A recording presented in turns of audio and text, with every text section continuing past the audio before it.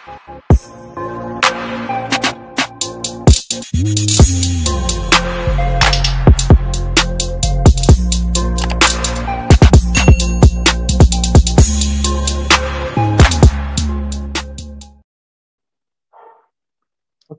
Mr. Boas, first of all, thank you for Yes, coming today to explain and discuss about India, its culture, social aspect, and various themes related to it. So my name is Gafi, and as Parapcho mentioned before, I was his former student. And then okay. maybe before we start, can you please briefly tell us a bit about yourself, Mr. Boas? Yep. This is Boas from India. So I just had graduated from the Bachelor of Divinity from Bishop's College, Calcutta, University of Serampore in India. And I went for ecumenical studies at Bose under University of Geneva, attached with the World Council of Churches.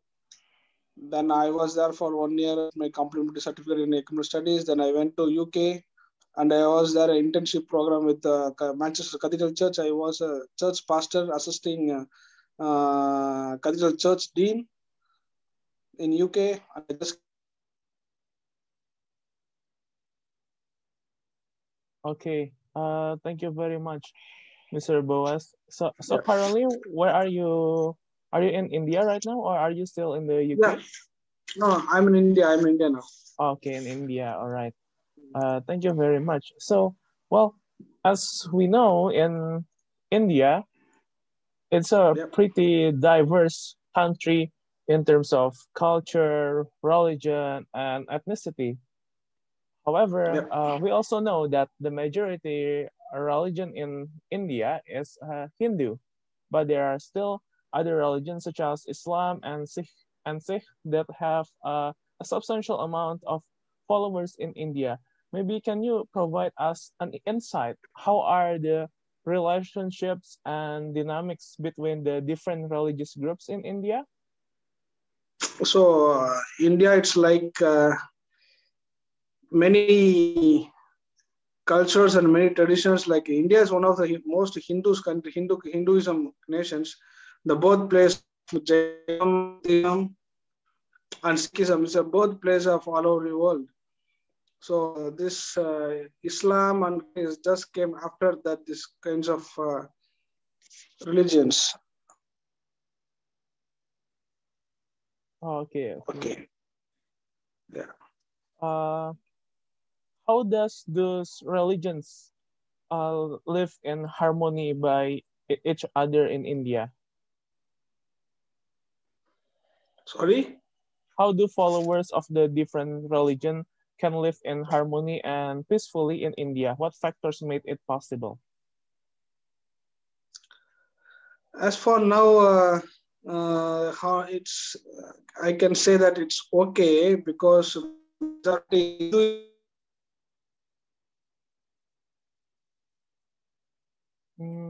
Sorry, Mr. Boas, I think your I just voice got disconnected. no.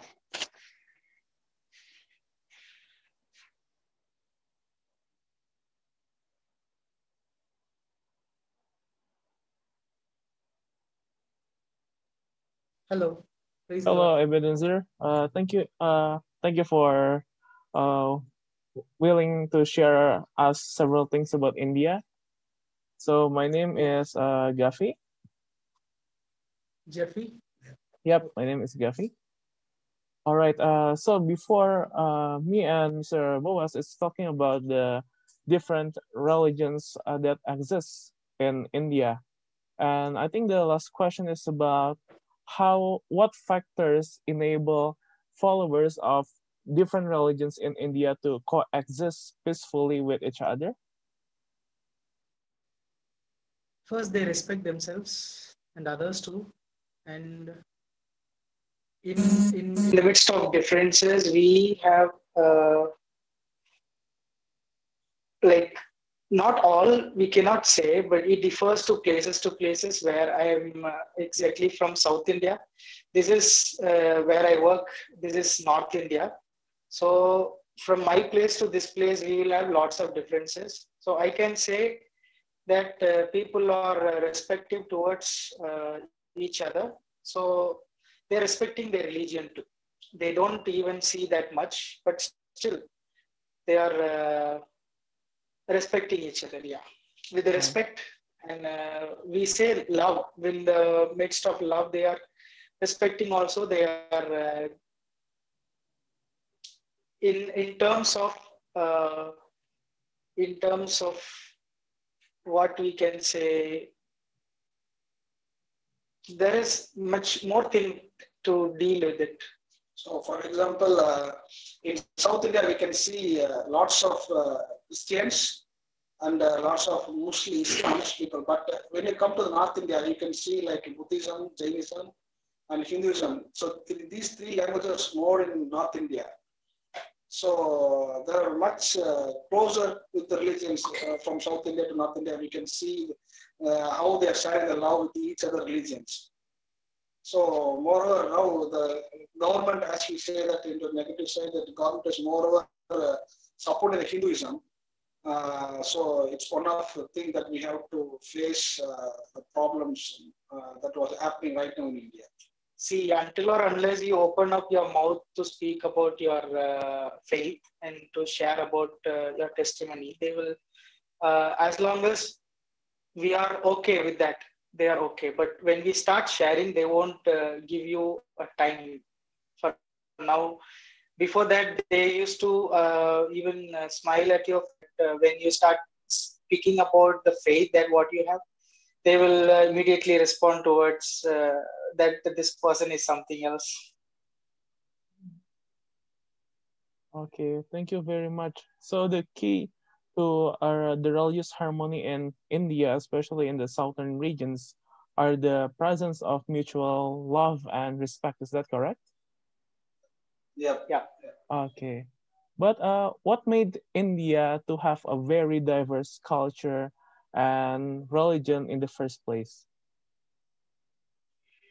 Most basically culture and their geographical setup, especially when we say that if we are we are from south, they means the difference of languages. When we think about it, even the people those who are from north, they will be having not only Hindi as their mother tongue. Like what we have from other countries, we don't have like that, as based as we have one language. We cannot speak one language, but we can speak one common language that based on only English, we can say. Not so far like Sanskrit. We say Sanskrit is more older and people can speak about it. But since they are only in a bookish language, Sanskrit is like a bookish language only used by the people, those who are Orthodox, Hindu Orthodox people, like Ayer. We say Ayer. Ayer means they are what? Brahmins.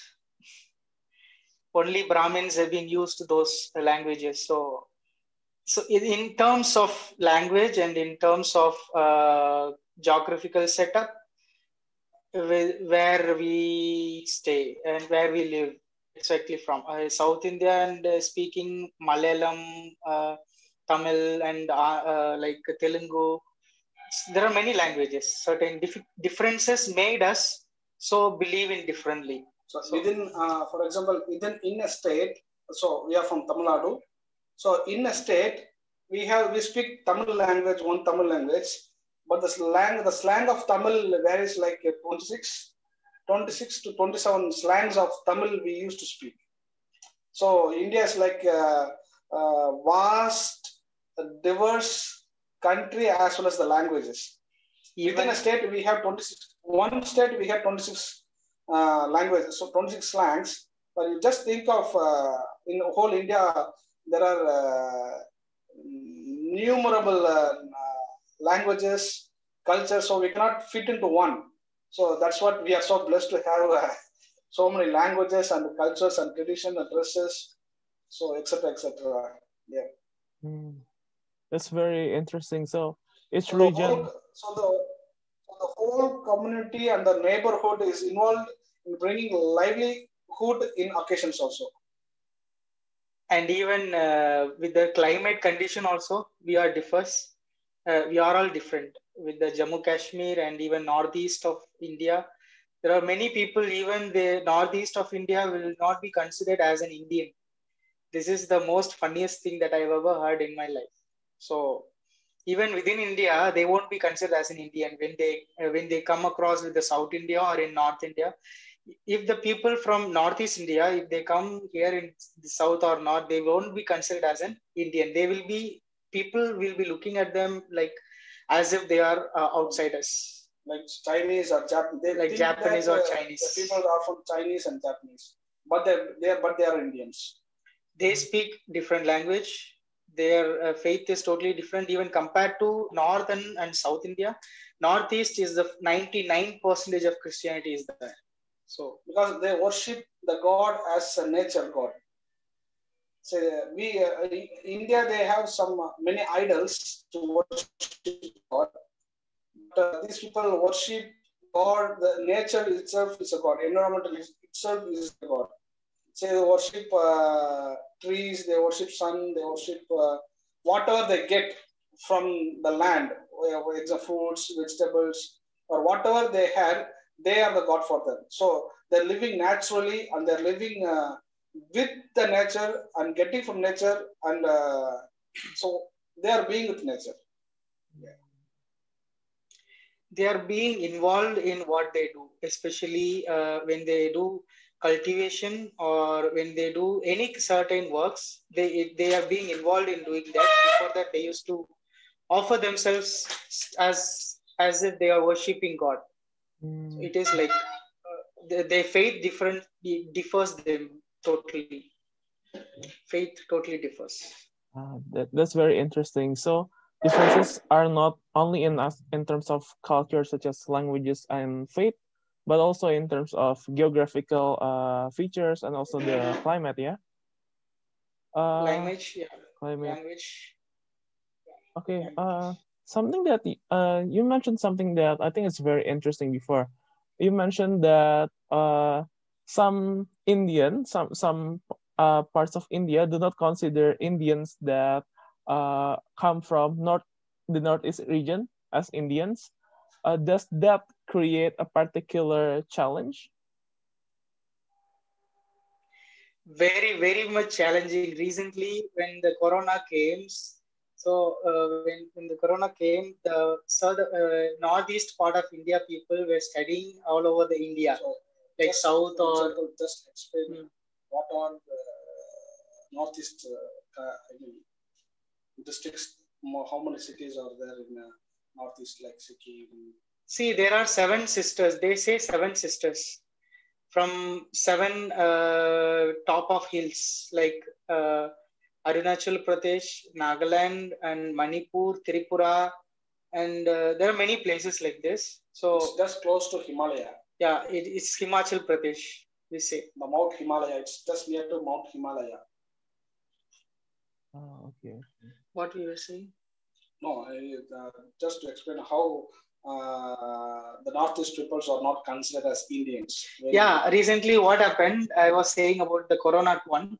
When the Corona came, people like from Northeast India, they were all over the India, like South India also they were there, and even some part of North also they were there. So when they came out of the college or hostels where they live, people were looking at them and by saying that you are the Chinese people, you spread Corona, because of you we were all suffering like that. They all just blamed them in order to just saying that you are outside of India. Even that it has been recorded and it has been pasted on the Facebook. It felt really shame on them that they are considering even the Indian as an outsider. By just looking at them, by saying that you are from Japanese or Chinese, like because their physical appearance, geographical setups made them their physical appearance like that. Yeah. So they are not look like Indians physically, and their appearance looks like exactly like Chinese and Japanese. So the people in India, they consider them they are not Indian people because they are physically they looks like Japanese people. So the people are like they are Even discriminated from India. because of that, even they won't even even they won't feel to come outside of their place. They won't come even South India or North India in order to settle down there. They won't take it at.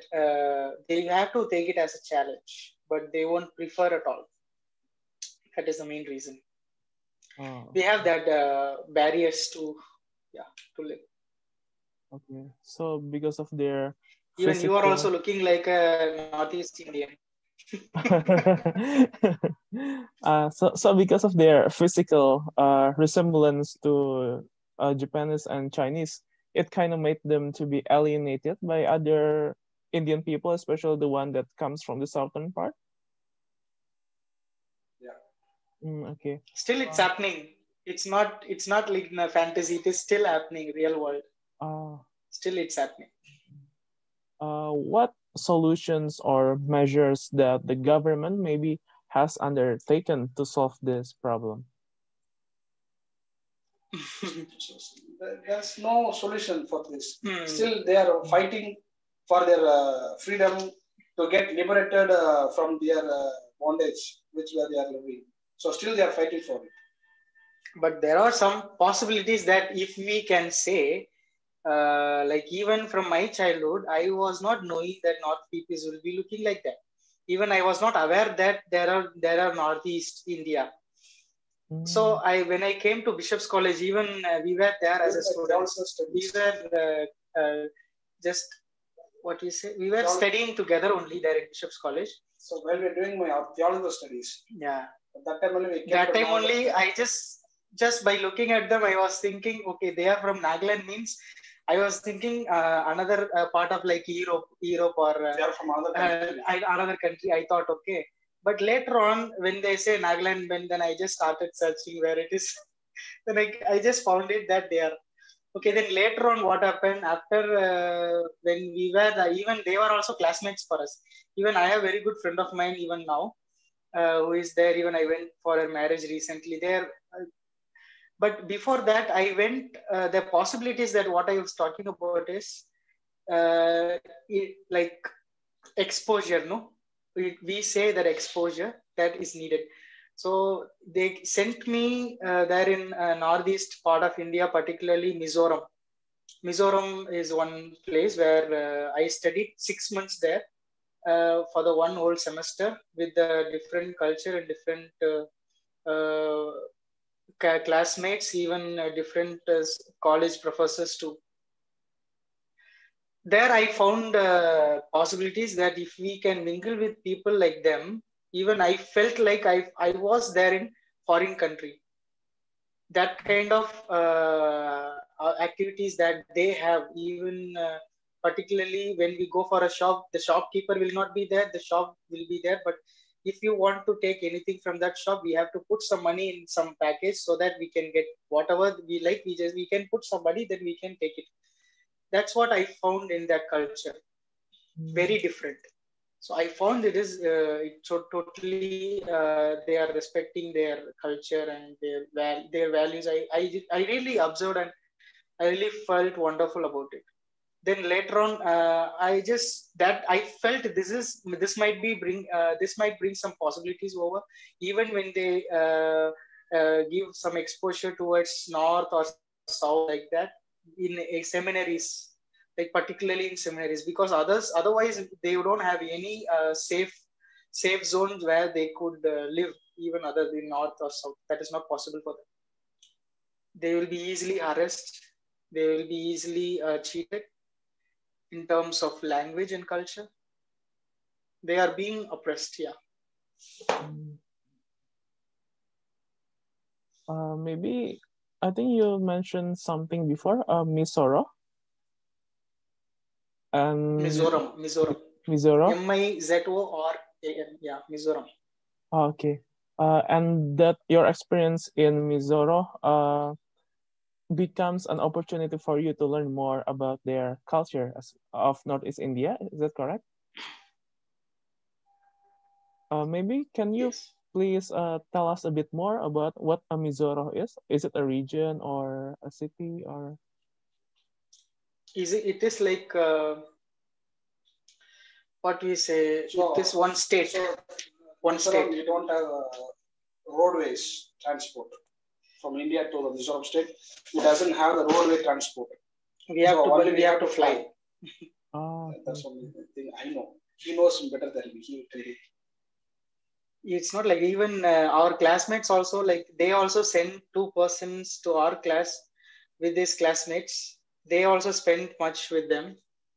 Even I spent there with their culture. Even their culture is totally different. I found all women will work, even men when they don't work. So even women, like women and children, they work most hardly and very hard work I have seen ever in my life there. So even like for example, if the women birth a child for 1 month or 2 months, they also go for a work outside by just tightening them with their shoulder and with their stomach, even with the some kind of cloth. They will just sleep like that. They will just hang and then they will sleep like that. But still, they will be working in any area, cultivation area or any shopkeeper. All women will work. I have seen in my entire life. I have seen there only in any shopping areas. If we go, all women will be there in the shop. Whether men will be there or not, but all women will be there from each and every one of the family. I've seen that, even though they have children to nurture, and that's found really difficult and different in my life. I've seen that. Okay. So the difference is not only in terms of physical appearance and, and language, but also how they live and the cultural values that they uphold. You're also looking like a miso guy only. You can search it in the Google where how the miso will be looking like. Before, I think you mentioned that there is still an ongoing some sort of oppression towards the northeastern Indian, and as we Sorry, know, yeah, okay, Yeah, you're right. what? yeah, Still, people are suppressed when northeastern people come to India. I mean, come to South India. Wherever the North India people goes to either South India or North India, all the people are consider them as outsiders. Still, they mm, are discriminated. Still, they are oppressed. Not only South India, even if they come to North India, they are oppressed. okay, So okay, because of that, they are fighting for their liberation, for their freedom. But people like me and him or anyone else from North India or South India, if they go to their place, they won't feel like that much differences and difficulties. But mm, if they come here, they will find very difficult to live in it, and they found really oppressed. Yeah, And totally their lifestyle is like Western. pure So westernized.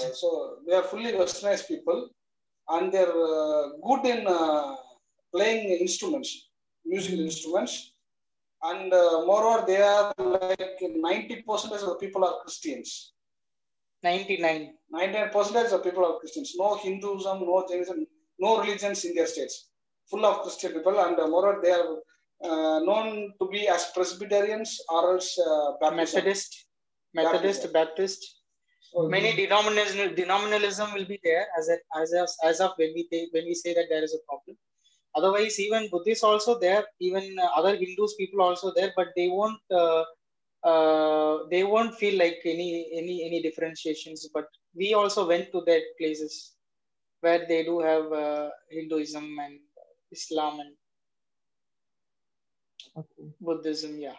uh, so the people are morely focused on Christianity. okay, okay. So before you mentioned that many of them from northeastern Indian are good at playing musical instrument. Yeah, Yeah. What yeah. are They are very talented people. okay. Can you maybe like That briefly too, string. They are good in string instruments. They are string good in instrument? singing. It's like their total environment brought them up in a musical way. since they are 99% of Christians. They are everyone are going Sunday school, everyone are going attending church program, and even everyone are getting some kind of opportunities to play any kind of instrument if any certain program comes. So all the people are equipped with them, and they are even from their born and brought up, they are automatically just learning of instruments. It's like one of them as an hobby, as a hobbies, just like it is because of that. And Mm, also they play, even if they concentrate on any work, they focused on it, they will be an expert about it. That's what I found it from northeast part of India. okay. What made Christianity to be very popular in Northeast India? mm, it is not now, didn't happen now. Long back, it was like more than even when we say the invasions, Because from the missionary, Britishers. when the missionary arrived in India, they started the missionary in India, West Bengal. So the peoples went to North India, Northeast India, and they started the. So if you Google, you can see the world's biggest baptism church, Asia's biggest baptism church in Nagaland, in Northeast India. Especially William Carey, It's who carried the it's mission. one of the biggest baptism church in Asia. So It didn't happen in one night, but still. even though they are living with nature, and they are moral attached with nature, just not that much big rich people, or not like royal peoples, or not, nothing like that. But the way they live, it's like Western, and they are more focused, because the people, the missionary, just they arrived to their state, still them they are following, they are practicing. Okay. Hello? uh, Is everything okay? yeah. Okay. All right. So this is very interesting. So the biggest church in Asia is actually located in that region. Yeah. Okay. All right. Maybe. Very big, very huge. I went there. I've seen them. Mm, okay. Maybe correlating it a bit to Indian politics, as we know, the current prime minister right now, Mr. Modi, is also from the party, the BJP, that some perceive as way more conservative than the Indian Congress Party. Does that factor play a role in This is a create special topic. in expanding the division between North and South India, and especially the oppression against Northeastern Indians?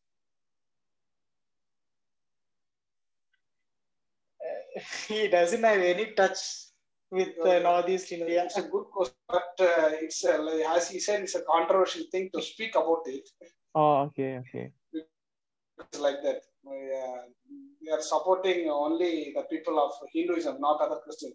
Because now the government is focused to spread the Hinduism all over the nation. You know, the top nationalism has been initiated, and it is going on well enough with the saying that Hindutva.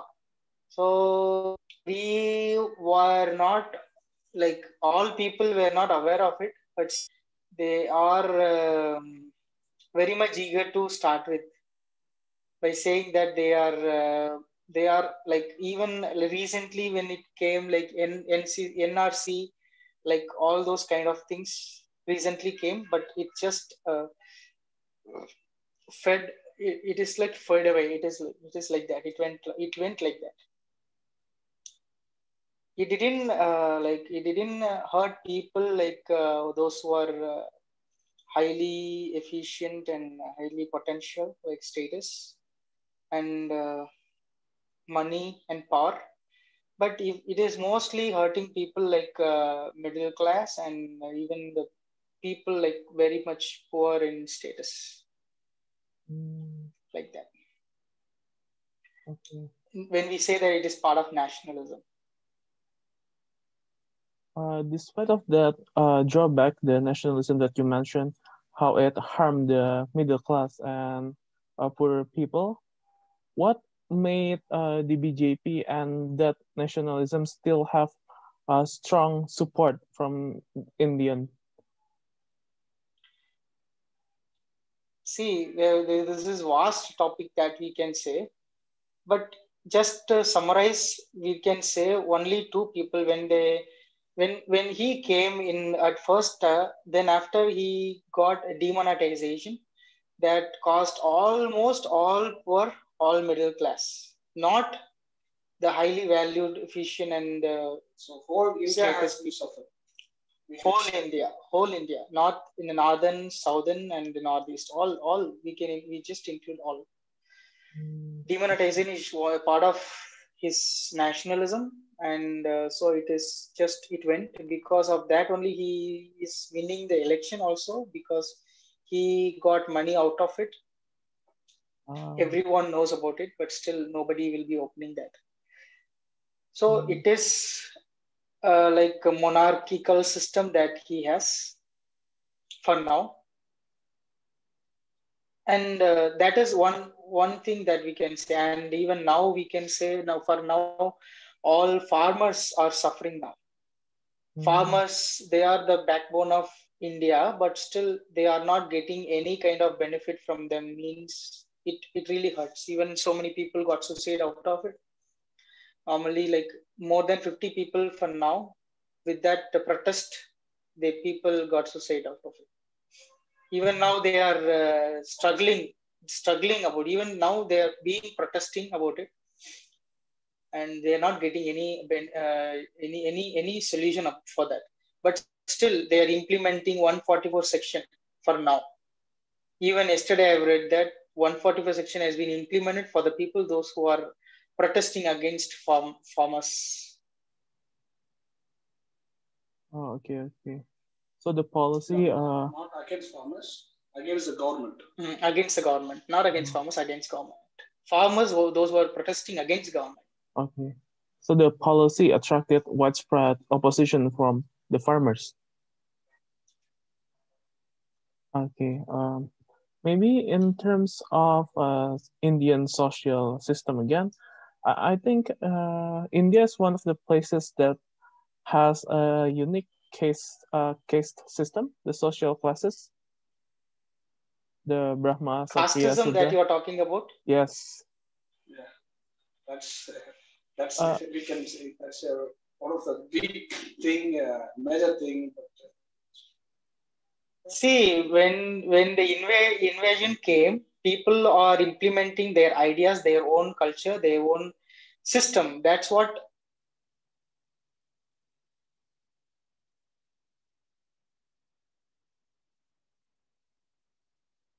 hello,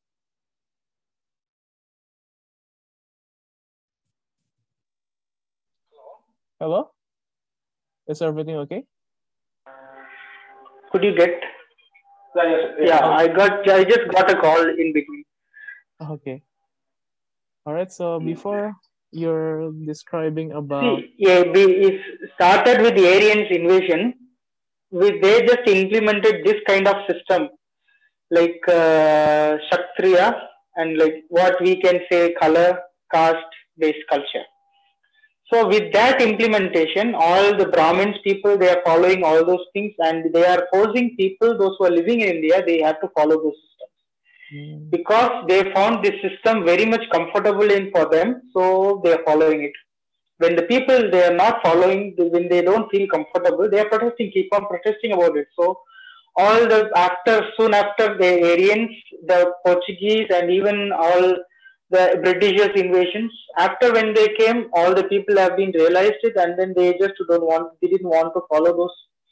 So they just wanted to follow their own belief, their faith, and that's how it started. And now it is going on like with the invasions, with that caste systems. If like even if you know about Ambedkar, you know Ambedkar. Uh, The one who brought what is that bus? Law, constitution for mm, for our India. okay. Soon after the independence and a republic, where what we say, like other countries, we have twice in a year we are uh, taking our flag. Okay. Otherwise, all the countries will have only one Independence Day. Only once in a year they used to hang the flag on the top. But we are using twice in a year. We are using it. So once we got independence, and another one is we got law. Law means that is Ambedkar. Ambedkar who brought for the people in order to follow the system. When we don't follow the system, Ambedkar brought those systems to follow. So for now, Ambedkar, when comparing the Ambedkar to Christianity means Ambedkar found Christianity well peaceful, so he joined it. Then later on, he just dropped it because caste system were exist in Christianity when he joined. So that he just joined Buddhism now.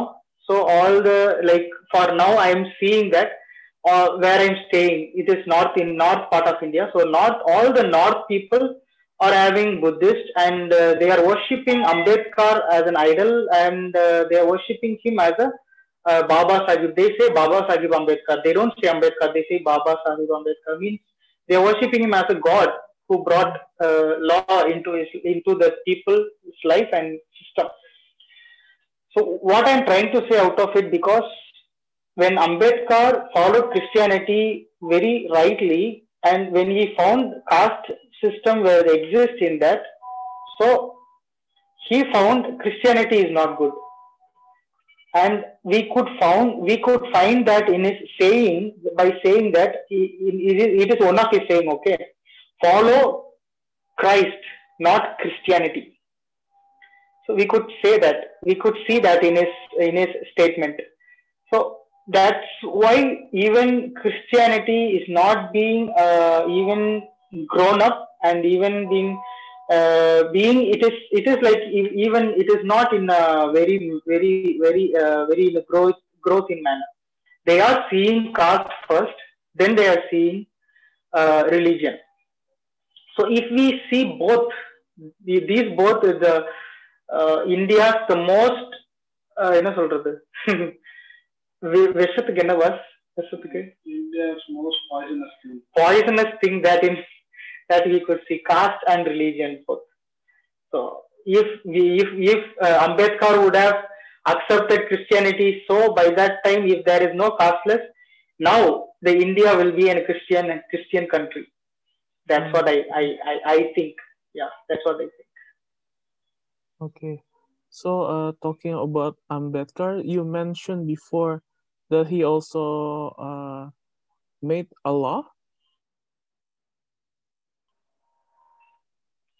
Yes, sorry. Yes, we can hear you.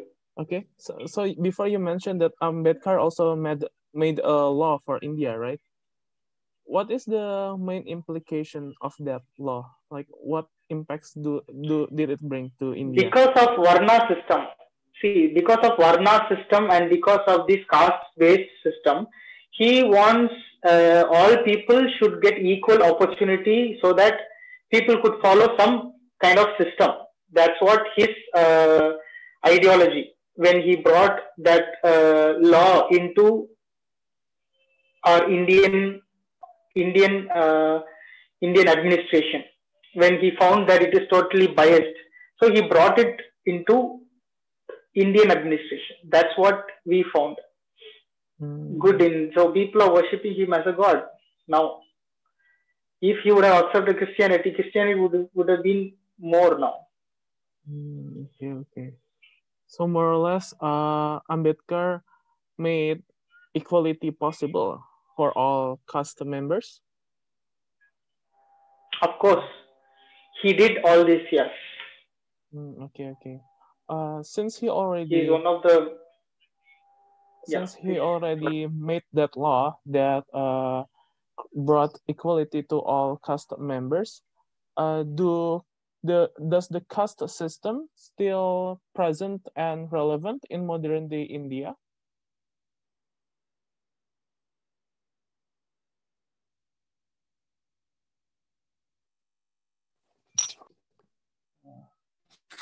Sorry, again I got a call. It's okay. It's okay.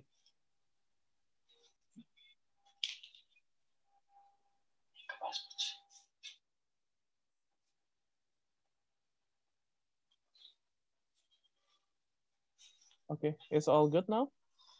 Yeah. Okay. Yeah. All right.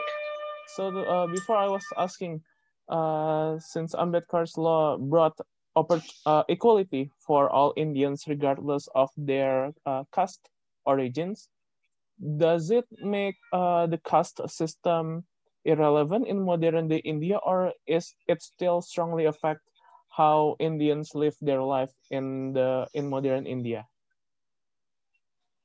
You can tell about how in temples more priests are from Brahmins and still it's affecting the people.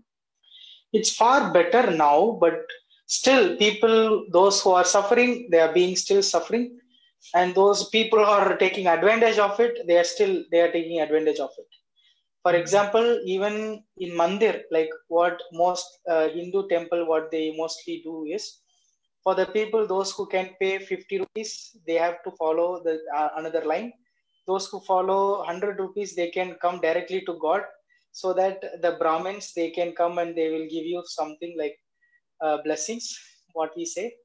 So in terms of worshipping, they are different. Like they are being they are just seeing people differently, and they are giving them also different places where even people like lower caste people, some people they are not even allowed to wear chapel inside, and some people they wear, but all the people in South India they won't wear inside the temple. And for some particular places like around the temple places, there are some particular places where even lower caste people they should not wear chapel in their street, like still they are even following that. Okay. Somehow it is there, yeah.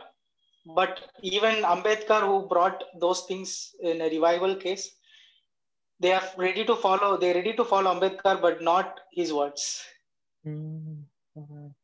What made this happen? Why is the lower caste still excluded from several activities regardless of Ambedkar's law? I didn't get you. Sorry. I didn't get you. Although Ambedkar already made a law that brought equality for all, right?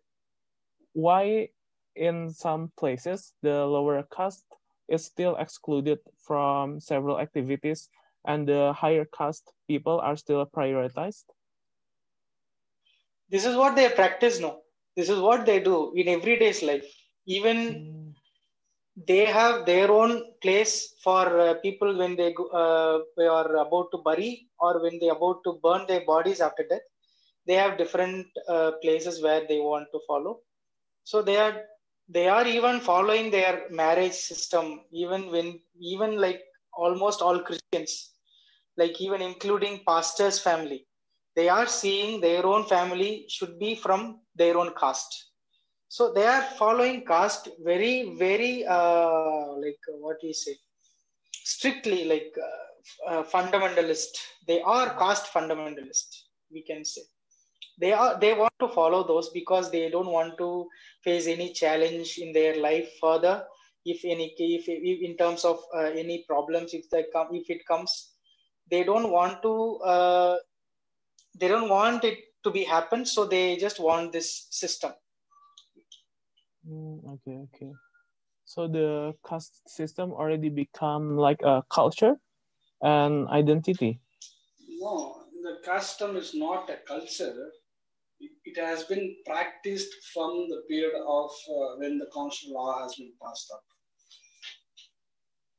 Okay.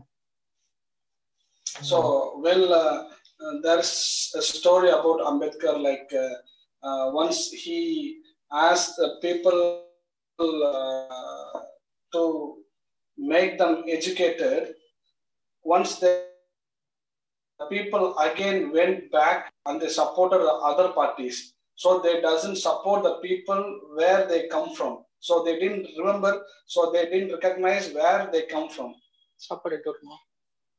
So that's the thing happened, and they went beyond the thing. Okay, okay.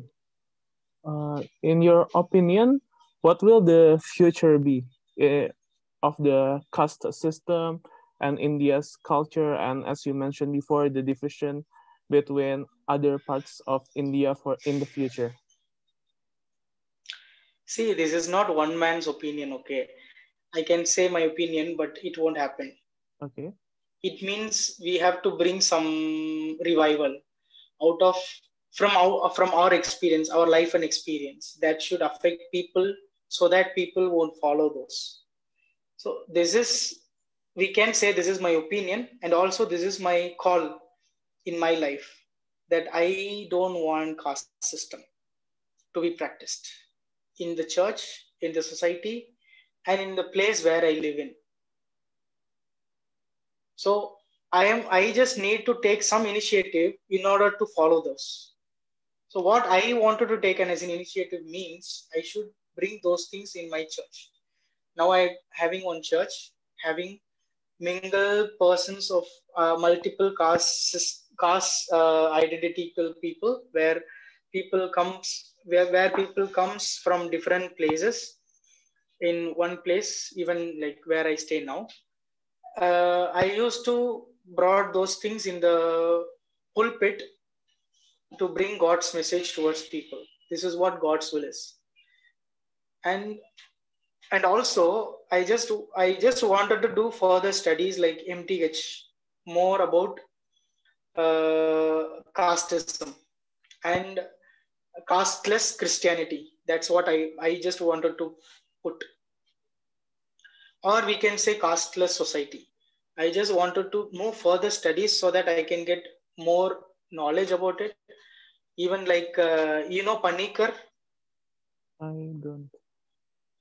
Reverend Panikar, who brought this issue, but not particularizing the issue towards the caste in India. But I just wanted to particularize it so that people in Christianity, when they don't follow it, I am damn sure that our whole India will be a Christian country. Okay. If there is no casteless. And what are the main challenges that you faced in realizing this vision and goals? First, you will be ignored. Then after, you will not be prioritized and you will not give an important. Later on, your words will not be considered, and you will feel lots of discrimination and differentiation in terms of people seeing and looking at you. And yeah, even from the family itself, they won't accept you. That's what. Okay. The main challenges. And how do you overcome these things? It's going on well and good. Still happy about it. Okay. Taking up the cross and walk every day.